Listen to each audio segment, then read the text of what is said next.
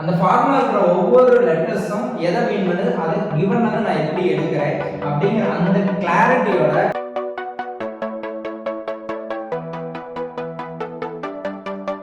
அந்த டிகிரி எக்ஸாக்டா 2 இருந்தா அதுக்கு பேர் குவாட்ராட்டிக் ஈக்குவேஷன் சொல்லுவாங்க. அப்போ குவாட்ராட்டிக் ஈக்குவேஷனோட டெஃபினிஷன் நான் கிளியரா அண்டர்ஸ்டாண்ட் பண்ணுங்க.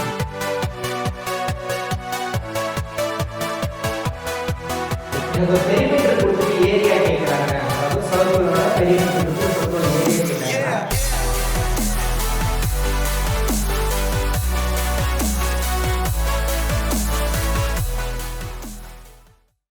Hi guys, I am Ramakrishnan.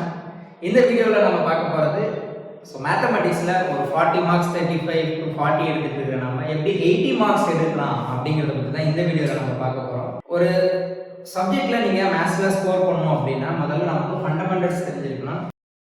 Previous வீடியோவில் கூட நான் சொல்லியிருப்பேன். ஸோ இந்த மாதிரி ஃபண்டமெண்டல்ஸ் கூட வெறும் ஃபண்டமெண்டல்ஸ் தெரிஞ்சிருக்குன்னா மட்டும் நம்மளால் அந்த ஸ்கோர் பண்ண முடியுமா, அதில் சில சேலஞ்சிங் இருக்குது. அந்த ஃபண்டமெண்டல்ஸை தாண்டி நம்ம என்ன பண்ணணும் அப்படின்னா கன்சிஸ்டன்சி ஒர்க்கு சிலது இருக்குது, அதையும் நம்ம சேர்த்து பண்ணணும் அப்படின்னா ஈஸியாக நம்ம அந்த சேலஞ்சிங்கை ஓவர் கம் பண்ண முடியும். ஃபண்டமெண்டல்ஸ் கூட ஒரு சாப்டர் நம்ம எப்படி லேர்ன் பண்ணுறோம் அப்படிங்கிற ஒரு ப்ராசஸை நம்ம கொஞ்சம் இம்பார்ட்டன்ஸ் கொடுக்கணும், கொஞ்சம் ரொம்பவே இம்பார்ட்டன்ஸ் கொடுக்கணும். ஸோ அது ரொம்ப ரொம்ப முக்கியம். பாருங்கள், எப்படி நான் ஒரு சாப்டர் லேர்ன் பண்ணணும்னு நான் சொன்னேன். For example arithmetic progression 10th ஸ்டாண்டர்டில் இருக்கும். அந்த சாப்டரை நீங்கள் லேர்ன் பண்ணுறீங்க அரித்மெட்டிக் ப்ராக்ரெஷன் அப்படின்னா அதில் அரித்மெட்டிக் ப்ராக்ரெஷன்னா என்ன அப்படிங்கிறத நம்மளுக்கு ஒரு கிளாரிட்டி இருக்கணும். இப்போ காமன் டிஃப்ரென்ஸ் இருந்தால் தான் அது அரித்மெட்டிக்ங்கிற ஒரு ஐடென்டிஃபிகேஷன். ஸோ எந்த சீக்வன்ஸுக்கோ காமன் டிஃப்ரென்ஸ் இருக்கோ அதை நம்ம அரித்மெட்டிக்னு சொல்ல முடியும். ஸோ அது கூடவே நம்ம ஒரு சீக்வன்ஸ் எழுதுகிற பாருங்க 2, 5, 8, 11, 14, டாட் டாட் டாட்னு இருக்கு. இப்படி ஒரு சீக்வன்ஸ் இருக்கு அப்படின்னா இதில் ஃபர்ஸ்ட் டேர்ம் எதுன்னு கேட்டால் ஃபர்ஸ்ட் டேர்ம் நம்ம 2, இது 2 அப்படின்னு சொல்லுவோம். அதே தேர்ட் டேர்ம் அப்படின்னா 8ன்னு சொல்லுவோம். ஃபிஃப்த் டேர்ம் 14ன்னு சொல்லுவோம். அப்போ 25th டேர்ம்னு ஒன்று இருக்கும் இல்லைங்களா, 25th பிளேஸில் தேர்ட் பிளேஸில் 8 இருக்கு, 4th பிளேஸில் 11 மாதிரி 25th பிளேஸில் ஒரு நம்பர் இருக்கும். அந்த நம்பர் என்ன அப்படின்னு நம்ம தெரிஞ்சுக்கணும்னா எப்படி நம்ம போடுறது அப்படின்னா நமக்கு நிறைய இருக்குது. அதில் ஒரு மெத்தட் என்னன்னு பார்த்தீங்கன்னா பாருங்கள் 2 + 3 5, 5 + 3 8, 8 + 3 11, இந்த மாதிரி 3 3 ஆட் பண்ண மாதிரி இருக்கிற எல்லா டேர்முக்கும் நீங்கள் 3 3 அடுத்தடுத்து 3 3 ஆட் பண்ணி நம்ம கண்டுபிடிக்கிறது ஈஸி. ஆனால் அவ்வளோ பெரிய சம்ஸ் நம்ம போட்டுட்டோம்னா டைம் பத்தாது.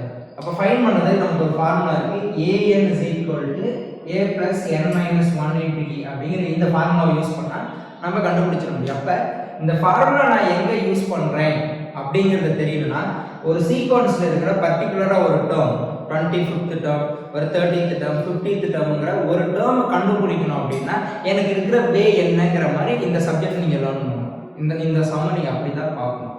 அப்போ இந்த ஃபார்முலா யூஸ் பண்ணாங்கிறப்ப உங்களுக்கு ஃபார்முலாவும் கிளாரிட்டி வந்துடும், அந்த சம்மில் என்ன ஃபைண்ட் பண்ண சொல்கிறாங்கிற கிளாரிட்டி வந்துடும்.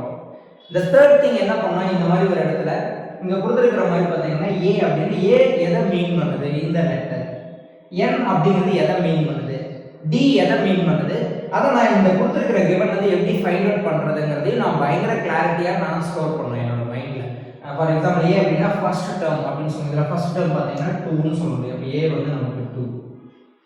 ஏன் நான் எத்தனாவது டேர்மை ஃபைண்ட் பண்ணணும்னு கேட்டேன்ல, அதாவது 25th டேர்ம் என்னன்னு ஒரு கேட்டேன். அப்போ நான் ஃபைண்ட் பண்ண வேண்டிய டேர்ம் தான் n 25. அப்போ இங்கே இருக்கிற டி, அப்போ டினா என்ன அப்படின்னா இதை வந்து டேரக்டாக எடுக்க முடியும்னா அது காமன் டிஃபரன்ஸ், அதுதான் டி மென்ஷன் பண்ணணும். டிஃபரன்ஸோட ஃபர்ஸ்ட் லெட்டர் டி தான் மென்ஷன் பண்ணணும். அப்போ அந்த டி வேணும் அப்படின்னா 1 டேர்ம் மைனஸ் ப்ரீவியஸ் டேர்ம் எது வேணாலும் நீங்கள் எடுத்துக்கலாம். ஃபார் எக்ஸாம்பிள் நான் வந்து இந்த டேர்மை கன்சிடர் பண்ணுறேன் 14 - 11, ப்ரீவியஸ் டேர்ம் 11 பார்த்துக்கோங்க 3. அப்போ காமன். அப்போ நான் என்ன கண்டுபிடிக்கணுங்கிறத பொறுத்து நான் ஃபார்முலா செலக்ட் பண்ணுறேன். அந்த ஃபார்முலா இருக்கிற ஒவ்வொரு லெட்டர்ஸும் எதை மீன் பண்ணுது, அதை கிவன் வந்து நான் எப்படி எடுக்கிறேன் அப்படிங்கிற அந்த கிளாரிட்டியோட மோஸ்ட் ஆஃப் லெசன்ஸ் நம்ம லேர்ன் பண்ணோம் அப்படின்னா லெசன்ஸ்லையும் கிளாரிட்டியில் இருக்கும், கொஸ்டின்லையும் கிளாரிட்டி இருக்கும், அந்த கால்குலேஷன் பண்ணுறதுலையும் ஒரு கிளாரிட்டி இருக்கிறப்ப உங்களுக்கு ஆல்ரெடி ஆப்ரேஷன்ஸோட ஃபண்டமெண்டல்ஸ் தெரியும், அடிஷன், சப்ட்ராக்ஷன், மல்டிப்ளிகேஷன், அந்த ப்ராசஸ் நீங்கள் யூஸ் பண்ணி கால்குலேஷன் போட முடியும். ஸோ ஒரு லெசனை நம்ம இந்த மாதிரி தான் லேர்ன் பண்ணணும், எந்த சப்ஜெக்டாக வேணாலும் இருக்கட்டும். ஃபார் எக்ஸாம்பிள் பாலினாமியல் அப்படின்னா என்னென்னு தெரிஞ்சுக்கணும், ஒரு குவாட்ராட்டிக் ஈக்குவேஷன் என்ன, லீனியர் ஈக்குவேஷன் என்ன, இதோட டிஃப்ரென்ஸ்லாம் நம்ம எனக்கு எல்லாமே ஈக்குவேஷன். அந்த டிஃப்ரென்ஸை நம்ம எப்படி தெரிஞ்சுக்கிறது அப்படின்னா ஃபார் எக்ஸாம்பிள் x² - 5x + 6 = 0ன்னு கொடுத்தா இந்த இடத்துல இந்த டிகிரி அப்படின்னு ஒரு வேர்ட்ஸ் வரும். டிகிரினா என்னன்னு ஃபர்ஸ்ட் நமக்கு தெரியணும். அந்த டிகிரி எக்ஸாக்டாக 2 இருந்தால் அதுக்கு பேர் குவாட்ராட்டிக் ஈக்குவேஷன் சொல்லுவாங்க. அப்போ குவாட்ராட்டிக் ஈக்குவேஷனோட டெஃபினிஷன் நம்ம கிளியராக அண்டர்ஸ்டாண்ட் வச்சுக்கணும். இப்படி இருந்தால் அது குவாட்ராட்டிக் ஈக்குவேஷன். அப்போ பாலினாமியல்ஸ்னா என்ன, எப்படிலாம் இருந்தால் பாலினாமியல்ஸ் நேம் இருக்கு, லீனியர் ஈக்குவேஷன்லாம் என்னங்கிற ஒவ்வொரு போர்டோட டிஃப்ரென்ஸும் நீங்கள் கொஞ்சம் கிளியராக புரிஞ்சு வச்சுக்கிட்டிங்கன்னா அந்த கால்குலேஷன்ஸ் அந்த சப்ஜெக்டை புரிஞ்சுக்கிறது ரொம்ப ரொம்ப ஈஸியாக இருக்கும். ஸோ நான் இதை செஞ்சுட்டா மட்டும் 80 மார்க்ஸ் வந்துருமா அப்படின்னு கேட்டிங்கன்னா இல்லை, இது கூட நம்ம அடிஷனாக இன்னும் நிறைய ஒர்க் நம்ம பண்ண வேண்டியது இருக்குது. நிறைய மீன்ஸ் சிம்பிள் ஒர்க் தான். நீங்கள் ஒரு சப்ஜெக்டை லேர்ன் பண்ணுறீங்கல்ல, அந்த சப்ஜெக்டை லேர்ன் பண்ணது நான் எந்த அளவுக்கு கிளியராக நான் லேர்ன் பண்ணியிருக்கேங்கிறத நாம் செக் பண்ணிக்கிட்டே இருக்கோம் எப்பயுமே. சார் அதை நான் போய் எப்படிங்க சார் செக் பண்ணதை கேட்டீங்கன்னா சிம்பிள்.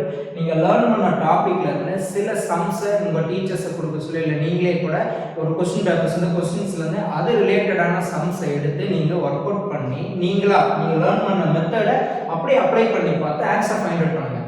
அந்த ஆன்சர் கரெக்டானு செக் பண்ணி பாருங்கள். ஸோ அப்படி செக் பண்ணி பார்க்குறப்ப உங்களால் ஆன்சர்ஸ் எக்ஸாக்டாக அதுலேருந்து கொண்டுட்டு வர முடியுது அப்படின்னா உங்களுக்கு இந்த மெத்தட் புரிஞ்சதுங்கிற ஒரு கன்க்ளூஷன் போடலாம். ஸோ ஒவ்வொரு மெத்தடும் நீங்கள் இப்படி லேர்ன் பண்ணீங்க அப்படின்னா it's very easy to move to 80 marks or 80 above கூட ஈஸியாக வர முடியும். ஸோ இது நெக்ஸ்ட்டு ஒரு ப்ராசஸ். இதோட நிற்கக்கூடாது, ஒரு எக்ஸசைஸ் ப்ராப்ளம்ஸ் நிறைய எடுத்து அந்த ப்ராப்ளம்ஸை டெஸ்ட் எழுத ஆரம்பிச்சோம் வீக்லி ட்வைஸ். பட் கன்சிஸ்டன்சியாக வேலை பார்க்கலாம். ஒரு டே ஃபிக்ஸ் பண்ணிடுங்க ஆர் வீக்லி ட்வைஸ் நான் கம்பல்சரி மேத்ஸ் டெஸ்ட் எழுதிடணும் 1 hourனு சொல்லி ஒரு கொஸ்டின் பேப்பர் எழுதி டெஸ்ட் எழுதி மட்டும் வைக்கக்கூடாது. அந்த டெஸ்ட்டை கொண்டு போய் உங்களுக்கு தெரிஞ்ச மேத்ஸ் டீச்சர்ஸ் இல்லை உங்கள் மேத்ஸ் டீச்சர் கிட்டேயோ இல்லை உங்கள் டியூஷன் மாஸ்டர்கிட்டயோ யார்கிட்டயாவது கொடுத்து அதை ப்ராப்பர் கரெக்ஷன் வாங்கணும். கரெக்ஷன் வாங்குறப்ப யூ அண்டர்ஸ்டாண்ட் ஒன் திங், ஒரு இடத்துல நீங்கள் மிஸ்டேக்ஸ் பண்ணுறீங்க ஒரு ஆன்சர் சீட்லனா அதுக்கு சில காரணங்களை நம்மளால் டிஃபைன் பண்ண முடியும், ரீசன்ஸ். அந்த ரீசன்ஸ் என்ன அப்படின்னு பார்த்தீங்கன்னா கான்செப்ட் நீங்கள் கிளியராக புரிஞ்சிக்கல அப்படின்னாலும் அந்த இடத்துல ப்ரெசென்ட் பண்ணியிருக்க முடியாது. இல்லை அங்கே கேட்டிருக்கிற கொஸ்டின் ஒன்று, பட் நீங்கள் அதை படித்து பார்க்குறப்போ இல்லை அதை திங்க் பண்ணுறப்போ வேறு மாதிரி ரியலைஸ் பண்ணியிருப்பீங்க, அதனால் நீங்கள் வேறு மாதிரி ஆன்சர் கொடுத்துருப்பீங்க. ஸோ இதனால் தான் மிஸ்டேக்ஸ் வந்ததா. ஃபார் எக்ஸாம்பிள் வந்து அவங்க கேட்ட கொஸ்டினை உங்களால் சரியாக புரிஞ்சிக்க முடியல அப்படின்னா அந்த இடத்துல நம்ம வேறு மாதிரி தான் ப்ரெசென்ட் பண்ணியிருப்போம். ஸோ அப்போ நம்மளால் அந்த கேள்வி எக்ஸாக்டாக அந்த கொஸ்டினை புரிஞ்சிக்க முடியுதாங்கிறதை நம்ம இதுலேருந்து ரீகால் பண்ணிக்கலாம். ஸோ ப்ராப்பராக நான் எல்லாமே புரிஞ்சுக்கிறேன் சார், ஸ்டெப் எழுதிட்டேன், ஆனால் கால்குலேஷன் நான் ரிப்பீட்டடாக மிஸ் பண்ணுறேன் அப்படின்னா you concept in your calculation. அப்போ கான்செப்ட் எனக்கு தெரியுதா, நான் எக்ஸாம்பிளில் உட்காந்துட்டு டெஸ்ட்டில் உட்காந்துட்டு இருப்பேன், அந்த கொஸ்டின் என்னால் படித்து எக்ஸாக்டாக என்ன ஃபைன் பண்ண சொல்கிறாங்க என்ன கிவனுங்கிறது என்னால் புரிஞ்சிக்க முடியுதா.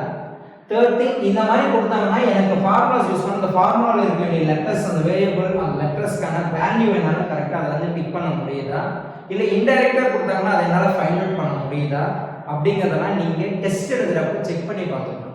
அப்படி டெஸ்ட் எழுதி கொடுத்த கரெக்ஷனில் நீங்கள் அதை ப்ராப்பராக உங்கள் டீச்சர்ஸ்க்கு இருந்து கரெக்ஷன் வந்து அதை ரெக்கவரி பண்ணிக்கிட்டே இருக்கணும். ரிப்பீட்டடாக இதை நீங்கள் செஞ்சுக்கிட்டே இருந்தீங்கன்னா கூடவே வீக்லி ஒன்ஸு நீங்கள் அந்த வீக் ஃபுல்லாக என்ன லேர்ன் பண்ணீங்களோ அதை ஒரு டெஸ்ட் எழுதணும். இந்த கன்சிஸ்டன்ஸியாக நீங்கள் பண்ணினீங்க அப்படின்னா உங்களோட மார்க்ஸ் மினிமம் 80, அதுக்கு கீழே வரதுக்கு பாசிபிலிட்டிஸே கிடையாது. ஸோ இட்ஸ் வெரி இம்பார்ட்டண்டான பாயிண்ட். இந்த சில இடங்களில் வந்து பார்த்தீங்கன்னா கொஸ்டின்ஸ் வந்து find the area of the சர்க்கிள்னு சொல்லுவாங்க. ஏரியா ஆஃப் த சர்க்கிள் உங்களுக்கு πr ஸ்கொயர்னு தெரியும், பட் கிவன்ல பார்த்தீங்கன்னா பெரிமீட்டர் தான் கொடுத்துருப்பாங்க. பெரிமீட்டர் ஈக்குவல் டு 28ன்னு கொடுத்துருப்பாங்க. அப்போ நீங்கள் பெரிமீட்டர் கொடுத்தாங்கன்னா இப்போ உங்களால் பெரிமீட்டர் அப்ளை பண்ண முடியாது. ஸோ அதனால் நீங்கள் பெரிமீட்டர் வந்து ரேடியஸ் எப்படி கண்டுபிடிக்கிறதுன்னு உங்களுக்கு தெரிஞ்சிருக்கணும். பட் அதுதான் அப்போ நீங்கள் பெரிமீட்டரோட formula 2πr is equal to 28 அப்படின்னு சொல்கிறப்ப இந்த இடத்துல நீங்கள் r தான் வேணும் அப்படிங்கிறப்ப πr is equal to 28/2ன்னு கன்வர்ஷன் பண்ணி அப்போ 14, அப்போ πr-ஓட வேல்யூ 14 தெரியும். இந்த ஃபார்முலா பிரித்து πr into r எழுதணும், πr ஸ்கொயர் πr-ஓட value 14 into r equal to நான் யூஸ் பண்ணி போட்டுக்கலாம். அப்போ இல்லை இந்த இடத்துல இப்படி உங்களால் கால்குலேஷன் பண்ண முடியும்னா இந்த பையோட value 22/7 into r equal to 14 போட்டு நீங்கள் கால்குலேஷன் பண்ணி கூட போட முடியும். அப்போ நான் இதை வந்து ஒரு ஐடியாஸ்க்காக மட்டும் வச்சுக்கோங்க.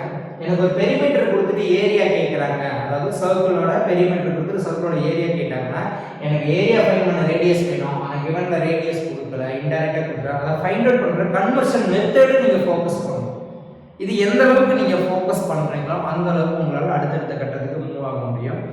இது கூட சார் நீங்கள் சொன்னதெல்லாம் நான் செஞ்சுக்கிட்டு தான் வரேன், என்னால் ஸ்கோர் பண்ண முடியல அப்படின்னு சொன்னீங்கன்னா ஃபஸ்ட்டு நீங்கள் லேர்னிங் உங்களுக்கு டீச் பண்ணுற டீச்சர் இருக்காங்கன்னா அவங்க ஃபண்டமெண்டல்ஸ் அண்ட் சப்ஜெக்டில் டெப்த்து நாலேஜாகவும் இருக்கணும், அதுவும் ஃபோக்கஸ் பண்ணிக்கோங்க. கூடவே நீங்கள் கன்சிஸ்டன்சி பெர்ஃபார்மன்ஸில் ஒர்க் பண்ணி இது எல்லாத்தையும் செஞ்சுருந்தால் மட்டும்தான் இதை அச்சீவ் பண்ண முடியும். ஸோ நீங்கள் பாட்டுக்கு சொன்னீங்க ஆனால் எனக்கு ரிசல்ட் வரல அப்படிங்கிற மாதிரி ஒரு தாட்ஸில் நீங்கள் இதை பார்க்காதீங்க. அப்ளை பண்ணி பாருங்கள். அட்லீஸ்ட் உங்களால் ஒரு ஸ்டெப் பை ஸ்டெப் ஒரு குரோத்தை உங்களால் ரியலைஸ் பண்ண முடியும். சரிங்களா? ஸோ இந்த மாதிரி சிஸ்டத்தை நீங்கள் அப்ளை பண்ணி பாருங்கள், ஈஸியாக இருக்கும். தேங்க்யூ.